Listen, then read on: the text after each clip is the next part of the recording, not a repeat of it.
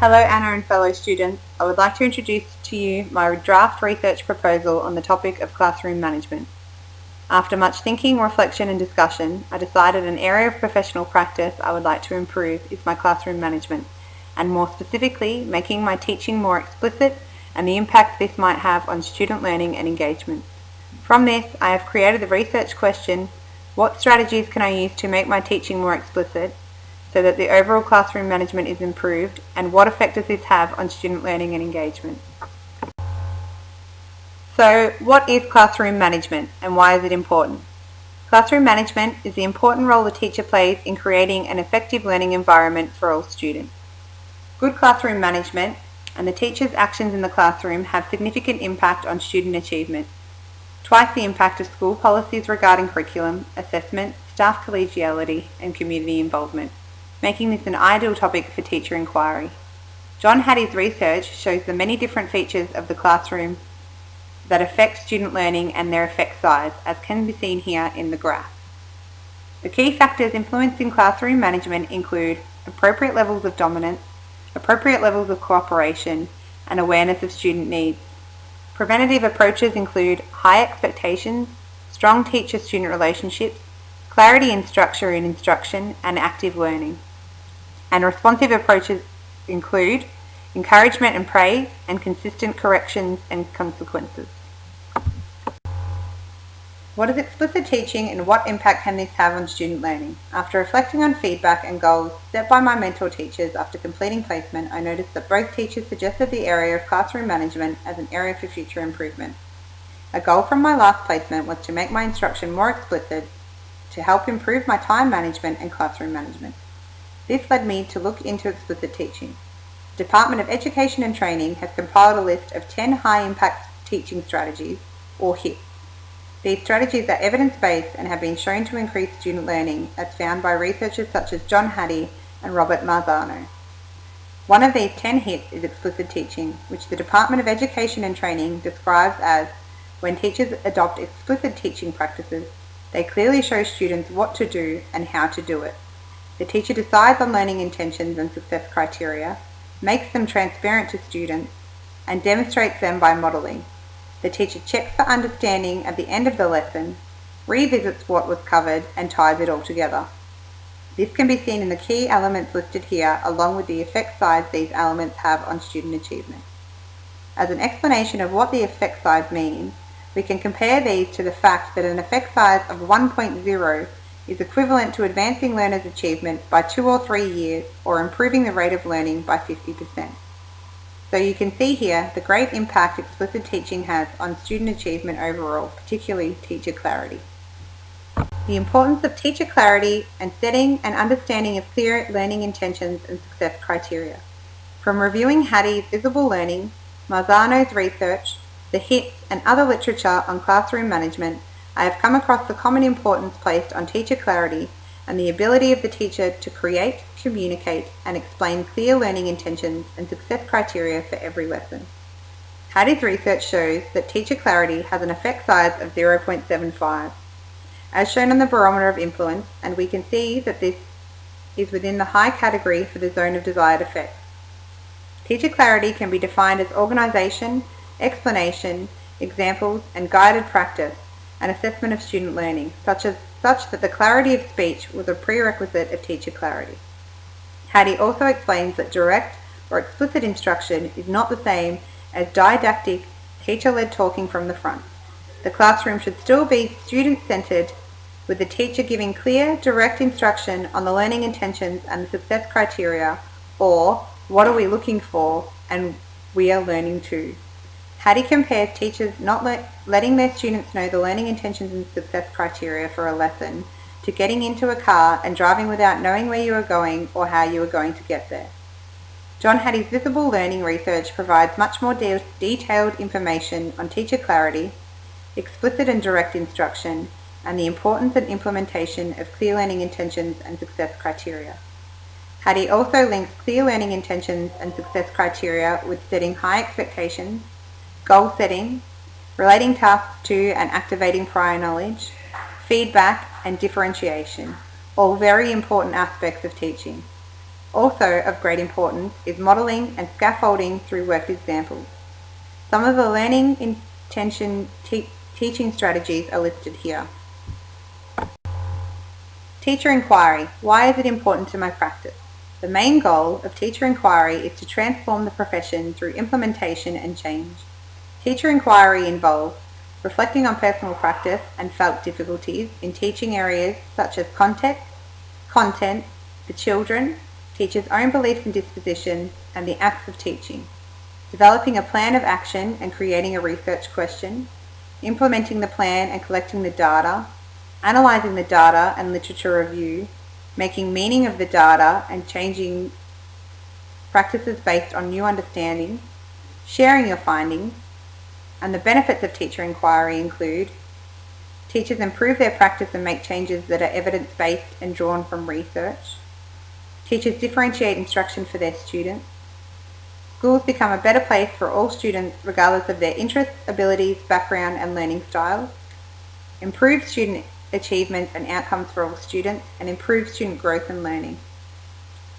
Another benefit of teacher inquiry is being able to discuss your research, reflection on practice and implementation of change with future employers and relate this to key selection criteria during job interviews.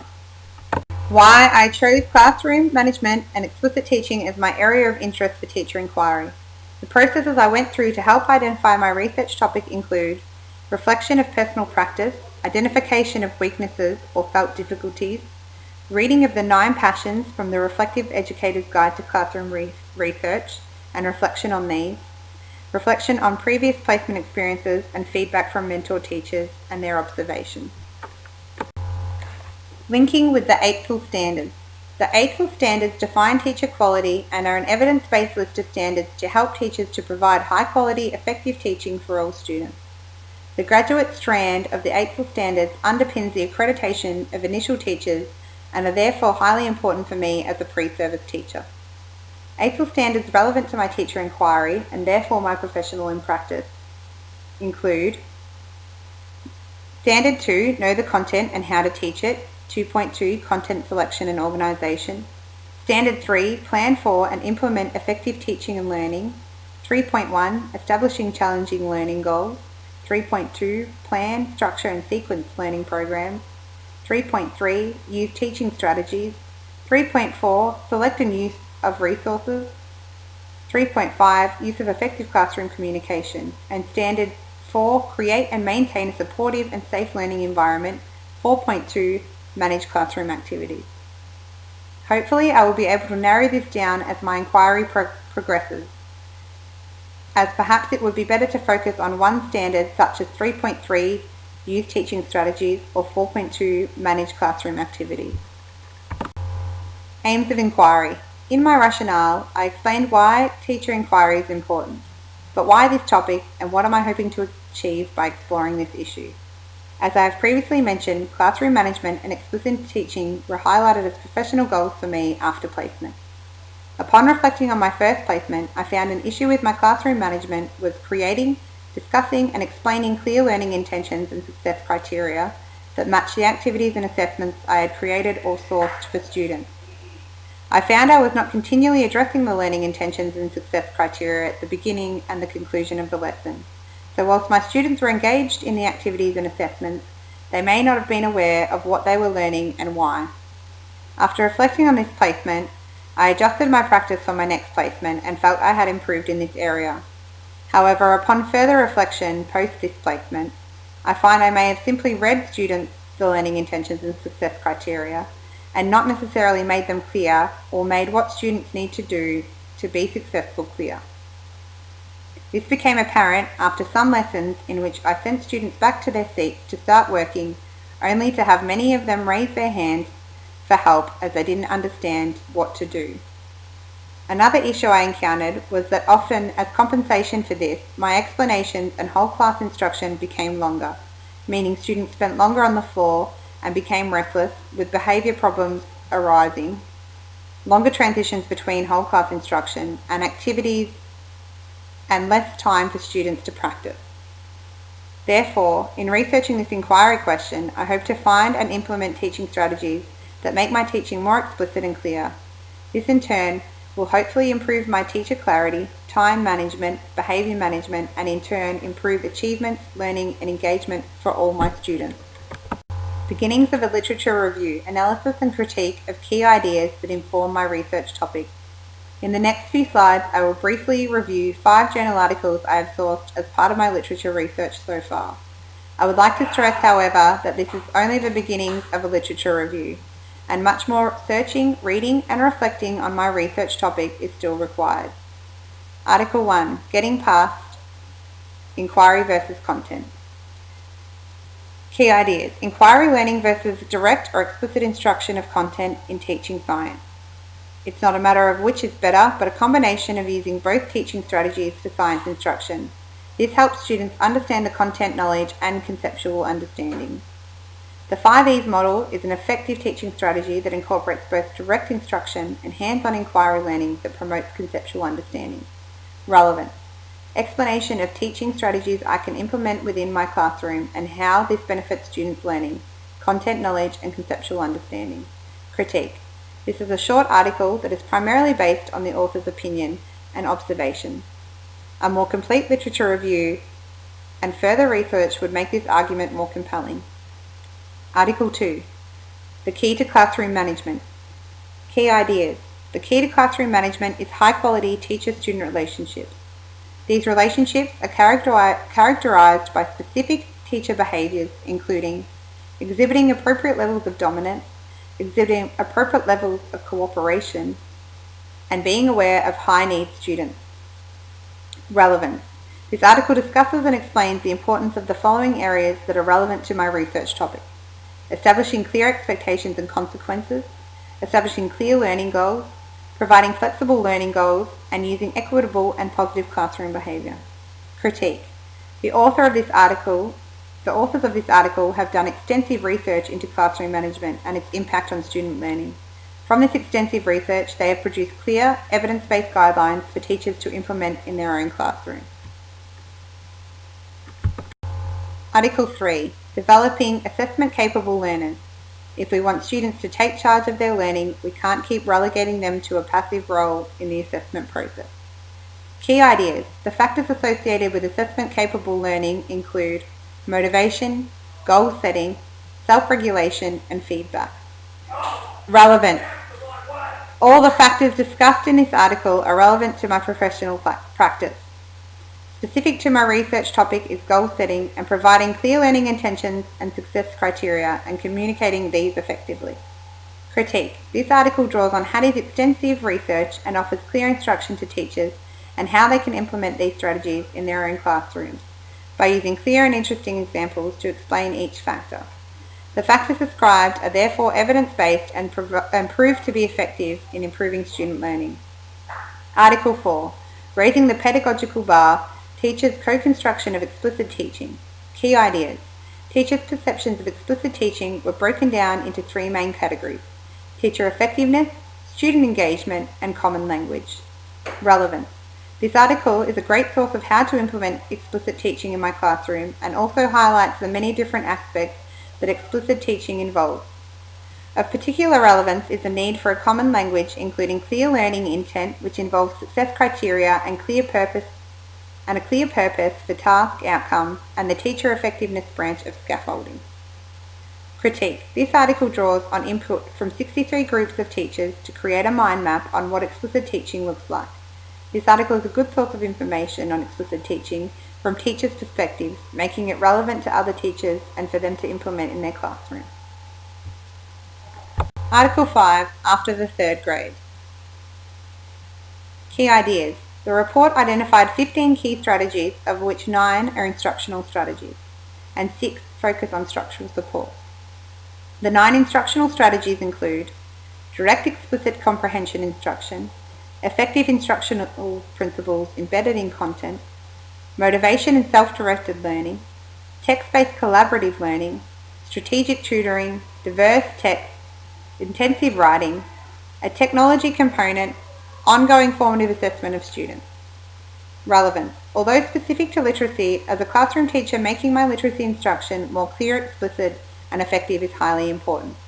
This article highlights many of the same areas of instruction as the others I have reviewed, including direct explicit instruction, motivation and self-directed learning, collaboration, and ongoing formative assessment. Critique. A panel of 6 researchers performed a literature review and compiled a report that clearly identifies 15 key strategies, of which 9 can be implemented by teachers in their own classroom. Although a short article, the thorough research behind it makes it relevant and evidence-based, and the conciseness of the article makes it easy for teachers to understand and implement. Further research will include more literature research and further investigation into what the research says about classroom management, explicit teaching strategies, and creating, implementing, and explaining clear learning intentions and success criteria.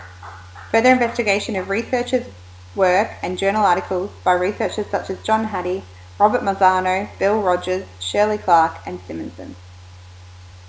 Research into inquiry design needs to be conducted but will include methods for collecting data and evidence of student learning, methods for analysing data and evidence of student learning, a rationale for participant selection, limitations, issues, and ethical considerations. Ideas for methods of collecting data, evidence of student learning at this stage of inquiry include literature review, classroom observations, anecdotal notes, journaling, observing progress of selected students, 2 or 3 students, samples of student work, and reflective journaling. Rationale for participant selection at this stage is still unsure, but it may be easier to have smaller sample size to focus on. However, a larger sample size would make the data and evidence more relevant and accurate, but it may be too difficult to implement. Limitations, issues, and ethical considerations. There are no foreseen limitations or issues at this stage in the inquiry. Ethical considerations will require more understanding and research. I found this assignment very challenging and wanted to share with you some of the difficulties I've had, but also some of the benefits I have had. So this slide is just a list of some difficulties and some benefits. Slides are a list of references. Thank you for taking the time to listen to my presentation.